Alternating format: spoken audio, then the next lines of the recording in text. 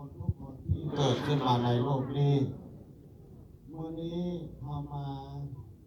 ส่งดวงวิญญาณหรือว่ามาห้อมถวายพระเพลิงศพแด่ท่านใหญ่สายสมรเทพมุนีธรวัดบ้านปากพยุงแห่งนี้มื้อหน้าผู้อื่นก็จะได้มาส่งดวงวิญญาณเราเช่นเดียวกันทุกคนที่เกิดขึ้นมาในโลกนี้มีหัวมุมความแก่ความเจ็บและความตายเพราะฉะนั้นตอนที่เรายังมีชีวิตอยู่นี้ให้เราสร้างแต่คุณงามความดีให้เราสร้างทานให้เราสร้างศีลให้เราสร้างภาวนาให้เราเป็นคนดีมีความอ่อนน้อมถ่อมตนต่อสังคมรู้จักให้เกียรติตัวเองรู้จักให้เกียรติคนอื่นจงสร้างประโยชน์เพื่อปูนแก่ตนเองจงสร้างประโยชน์เพื่อปูนแก่คนอื่นเพราะว่าบุญกุศลนี้เป็นของสัมภโตโดยจิตวิญญาณอันบริสุทธิ์หรืออบริสุทธิ์มันขึ้นกับตัวเราเองเป็นผู้สร้าง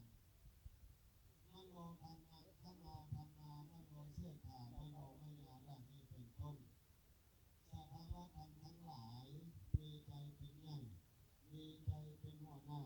ทุกอย่างสำเร็จแล้วด้วยใจขอให้ทุกคนเป็นผู้มีใจดีเป็นผู้มีวาจาดีเป็นผู้มีกายดีเฮ็ดสิ่งหนึ่งสิ่งใดลงไปให้คำนึงถึงผลประโยชน์ของเราเอง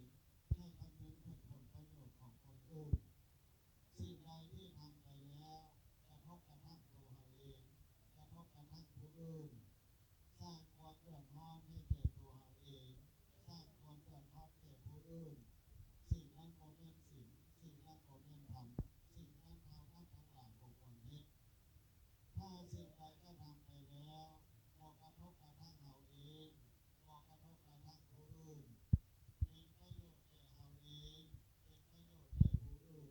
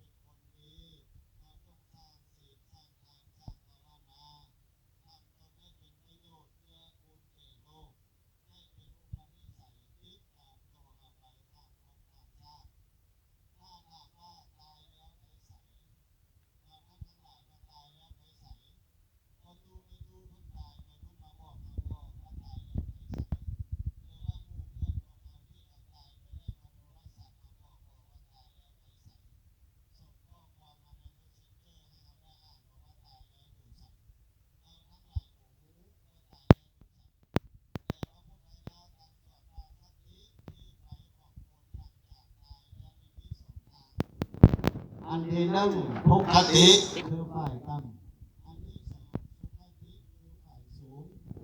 บุคคลเกิดมาแล้ววัดของเข้าพระเจ้าปวดทบตีหัวหมาด่าแม่เจ็บกินแต่เราดิ้นแต่ไผ่ตีแต่ไก่ชนแต่งัวแต่ควายสร้างความเดือดร้อนให้ครอบครัวผัวเมียพ่อแม่บอกเคยรับผิดชอบต่อตนเองต่อครอบครัวต่อสังคมแต่ละมื้อสร้างแต่ความเดือดร้อนด้วยการดื่มน้ำเมาด้วยการเสพยามาด้วยการปฏิบัติหน้าที่ของความดีเฮ็ดให้จิตใจเศร้าหมองเพราะเดินว่าคนบ่มีศีลคนบ่มีธรรมมีแต่สร้างความเดือดร้อนมีแต่สร้างบาปใส่เฮาเองบุคคลเหล่านี้ถ้าตายแล้วเพราะเดินว่ามีทุกขติเป็นที่หวังคำว่าทุกข์ทรมานคือเฮาเห็นในรูปฝาผนังอยู่วัดต้นแตงไว้หม้อนรกต่างๆมีมหาเวทีนรกเป็นต้น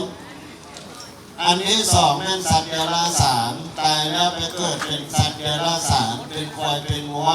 เป็นช้างเป็นม้าให้เขาใช้แห่งงานหรือเป็นสัตว์อื่นๆให้เขาใช้ฆ่ากินเป็นอาหาร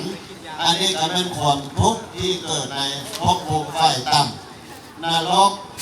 สัตว์เดรัจฉานผีเพศอันนี้เป็น